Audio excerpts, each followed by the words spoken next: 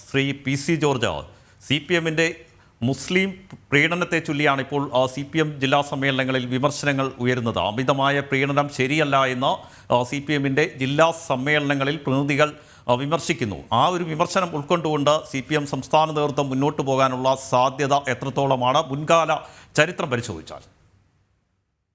ഒരു ചരിത്രം പരിശോധിക്കേണ്ട. ഇപ്പോഴത്തെ സാഹചര്യത്തിൽ മുസ്ലിം പ്രീണനമായിട്ട് സി പി എം പോകും. കാരണം പിണറായി വിജയന്റെ ജീവിതം തന്നെ അതല്ലേ. പിണറായി വിജയനും പറഞ്ഞതിനപ്പുറത്ത് എന്തെങ്കിലും നടക്കുമോ? ഇപ്പൊ പിണറായി വിജയനെ എതിർക്കുന്ന ആളുകളെ മുഴുവൻ ജില്ലാ പ്രസിഡന്റുമാരും തട്ടിക്കളഞ്ഞുകൊണ്ടിരിക്കുകയാണ്. പിണറായി പറയുന്ന അവസാന പാടുന്നില്ല, ഒരെണ്ണോ ഒരു സ്ഥലത്തും വരത്തില്ല. അത് തെളിഞ്ഞു കഴിഞ്ഞല്ലോ. വയനാട്, പാലക്കാട് ഉൾപ്പെടെ എല്ലാം തെളിഞ്ഞു കഴിഞ്ഞിരിക്കല്ലേ. ഇപ്പൊ സംഭവിക്കാൻ പോകുന്നത് എന്തോ ഒരു സത്യം എന്താന്ന് ചോദിച്ചാൽ, മുസ്ലിം പ്രീണനം എന്ന് പറഞ്ഞാൽ ഇപ്പോ ഇവിടുത്തെ LDF യു ഡി എഫും മുസ്ലിങ്ങളോടൊപ്പം മാത്രമായില്ല, മറ്റു മതസ്ഥരെ ആരും വേണ്ട. ഇവിടെ ഹിന്ദുവും ക്രിസ്ത്യാനിയും ഇവിടുത്തെ വിശ്വകർമ്മജരെ, പാവങ്ങൾ വിശ്വകർമ്മജരെങ്കിലും ഒന്ന് നോക്കണ്ടേ? ആരെയും വേണ്ട. ഇവിടുത്തെ SC ST വിഭാഗം അവരെയും വേണ്ട, മുസ്ലിങ്ങളെ മാത്രം മതി. അതെന്നാ കാരണം? സി പി എമ്മിന്റെ അഹങ്കാരം എന്താന്ന് ചോദിച്ചാൽ, ഇവിടുത്തെ ഏറ്റവും പ്രബല സമുദായമായി ഈഴവ സമുദായം, ഒരു 31% ഈഴവരുണ്ട്.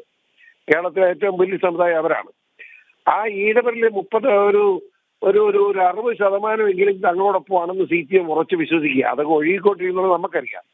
പക്ഷെ സി പി എമ്മിന്റെ കണക്കതാണ്. ആ ഈഴവ സമുദായവും ഇവിടുത്തെ മുസ്ലിം കമ്മ്യൂണിറ്റി ബ്ലോക്കായി കിട്ടിയാൽ അവർക്ക് വീണ്ടും അധികാരത്തിൽ വരാമെന്നാണ് അവർ കണക്കാക്കുന്നത്. അവരെ കുറ്റം പറയാൻ പറ്റില്ല ഞങ്ങളങ്ങ് കണക്കാക്കുന്നത്. കാരണം എന്താ വെച്ചാൽ കഴിഞ്ഞ തെരഞ്ഞെടുപ്പ് നമ്മുടെ പാർലമെന്റ് വയനാട് തെരഞ്ഞെടുപ്പ് തെളിവാണ്. അതുപോലെ തന്നെ പാലക്കാട് തെരഞ്ഞെടുപ്പ്, പാലക്കാടിൽ 44,000 മുസ്ലിം, അതിൽ ഒരു വോട്ട് പോലും വേറെ ആർക്കും ചെയ്യില്ല. കോൺഗ്രസിന് ചെയ്യാൻ അവതരിച്ച് കോൺഗ്രസിന് മുഴുവൻ ചെയ്തു. അവർ പരീക്ഷണമാണ് അത്. കാരണം എന്താണെന്ന് വെച്ചാൽ, ഞാൻ കഴിഞ്ഞ നിയമസഭാ തെരഞ്ഞെടുപ്പിൽ ആ പരീക്ഷണത്തെ നേരിട്ട ആളാണ്. 27 മുസ്ലിം 27,000. ഒരാൾ പോലും എനിക്ക് വോട്ട് ചെയ്തില്ല. അവരെല്ലാം കൂടെ എടുത്ത് വോട്ട് ചെയ്തു, ആളെ ജയിപ്പിച്ചു. അന്ന് അതിന്റെ ഉത്തരവാദിത്തപ്പെട്ട ആൾ എന്നെ ഫോണിൽ വിളിച്ചു. ഞാനിവിടെ നല്ല സ്നേഹ PC, ഞങ്ങളുടെ പരീക്ഷണം വിജയിച്ചു, അടുത്ത് ഞങ്ങൾ തൊടുപുഴ പരീക്ഷിക്കാൻ പോകാന്ന് പറഞ്ഞു. പക്ഷെ തൊടുപുഴ പരീക്ഷിക്കുന്നതിന് മുമ്പ് പാലക്കാട് അവസരം കിട്ടി. അവർ പാലക്കാട് പരീക്ഷിച്ചത് പോയി. അവർ വിജയിച്ചു. അവരെ കോൺഗ്രസ് ജയിച്ചു. അത് ഭയങ്കര ഭൂരിപക്ഷത്തിന്. അല്ലാതെ വല്ല ബന്ധമുണ്ടോ അവിടെ? രാഹുൽ മാങ്കൂട്ടവും പാലക്കാട്ടോട്ട് എന്ത് ബന്ധം? ആ നാട്ടുകാരും പോലുമല്ല. പക്ഷെ അയാളെ ജയിപ്പിച്ചു. അതാണ് മുസ്ലിം ഭൂരിപക്ഷത്തിന്റെ പ്രത്യേകത. അപ്പോ ഇവിടുത്തെ സി പി എമ്മിനെ സംബന്ധിച്ചിടത്തോളം ഈഴവന്റെ വോട്ടും ഈഴവന്റെ ഭൂരിപക്ഷത്തിന്റെ വോട്ടും അതുപോലെ തന്നെ നമ്മുടെ മുസ്ലിം വോട്ടും കിട്ടി അധികാരത്തിൽ വരാമെന്നുള്ള കണക്കൂട്ടലാണ്. പക്ഷെ ആ കണക്കൂട്ടൽ തെറ്റാൻ പോകുക. എന്താന്ന് ചോദിച്ചാൽ, സി പി എമ്മിന്റെ ആത്മാർത്ഥതയുള്ള സി പി എമ്മിന്റെ പ്രവർത്തകർ മുഴുവൻ സി പി എം വിട്ടുകൊണ്ടിരിക്കുക.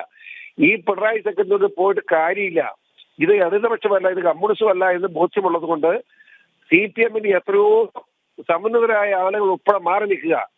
അവിടെ ഒരു കമ്മ്യൂണിസം ഉള്ളവൻ, ഒരു ഉദാഹരണമല്ലേ ഞാൻ പറഞ്ഞു, നമ്മുടെ സുധാകരനും PWD മന്ത്രി, അങ്ങനെ നല്ലൊരു കമ്മ്യൂണിസ്റ്റുകാരന് അങ്ങനെ ഇപ്പൊ എവിടെ പോയി? പാർട്ടി പോലും ഇല്ല. സ്വന്തം ബ്രാഞ്ചിലുള്ള സമ്മേളനത്തെ അങ്ങനെ വിളിക്കുന്നില്ല. ഐസക്കിനെ എവിടെ പോയി? ഐസക്ക് എന്നെ വേദികളിലാണല്ലോ. അതായത് എല്ലാം പോയി കിടക്കല്ലേ.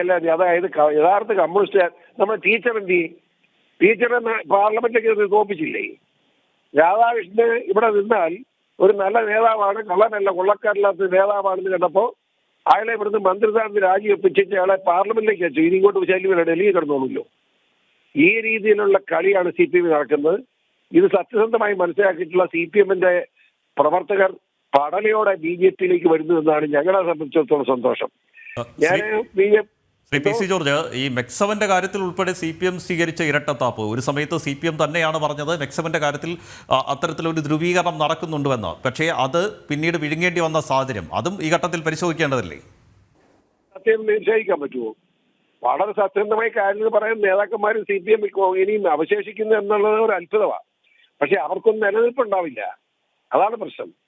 ഇവിടുത്തെ ഏത് കണക്കെടുത്ത് പരിശോധിച്ചോളൂ. ഇപ്പോ ഏത് മേഖലയിലാണെങ്കിലും മുസ്ലിം കമ്മ്യൂണിറ്റി, ഞാൻ ചോദിച്ചാൽ പാലക്കാട് തെരഞ്ഞെടുപ്പിന് 3 ദിവസം മുമ്പ് കോഴിക്കോട് സമ്മേളനം കൂടും. ആരൊക്കെയാ? കുഞ്ഞാലിമേട് മുസ്ലിം ലീഗാണെന്ന് നമുക്കറിയാം. KTL CPM ആണ്, CPM മന്ത്രിസഭ എന്ന് പിരിഞ്ഞ ആളാണ്. CPM ആണെന്ന് നമുക്കറിയാം. PDP, SDPI, ജമാഅത്തെ ഇസ്ലാമി, നിരോധിത സംഘടന, മുസ്ലിം സംഘടന മുഴുവൻ എന്തിനാണ് ഇത്? അവരെല്ലാം ഒരുമിച്ച് കൂടിയിട്ടാണ് പാലക്കാട് കോൺഗ്രസ് ജയിപ്പിക്കാൻ തീരുമാനിച്ചത്. അങ്ങനെ അവർക്ക് വേണ്ടപ്പെട്ടവരെ മാത്രം ജയിപ്പിച്ച് കളി നടത്തുക അവർ. ഇത് മനസ്സിലാക്കാൻ ഇവിടുത്തെ ഹൈന്ദവനോ ക്രൈസ്തവനോ അല്ലെങ്കിൽ ഇപ്പൊ വിശ്വപരിഷത്തിൽപ്പെട്ടവരോ ഇവിടുത്തെ പട്ടികജാതി പട്ടികവർഗ വിഭാഗത്തിൽപ്പെട്ടവർ തയ്യാറാകുന്നില്ല, അല്ലെ അവരതിന് അവസരം കൊടുക്കുന്നില്ല എന്നതാണ് നമ്മുടെയൊക്കെ തെറ്റ്. ഈ സത്യം ജനങ്ങളെ ബോധ്യപ്പെടുത്തി കൊടുത്താൽ ഇവിടെ ഒരു വലിയ ധ്രുവീകരണം നടക്കും. ആ ധ്രുവീകരണം BJPക്ക് അനുകൂലമാകുന്നതാണ് എന്റെ കണക്കുകൂട്ടൽ. ഞാനത് പറഞ്ഞാൽ BJPക്കാരനാണ്, വിളിച്ചു വെച്ചിട്ട് കാര്യമില്ല. ആ അഭിപ്രായം എനിക്ക് പറയാൻ കഴിയൂ എന്നല്ല, അതാണ് സത്യവും.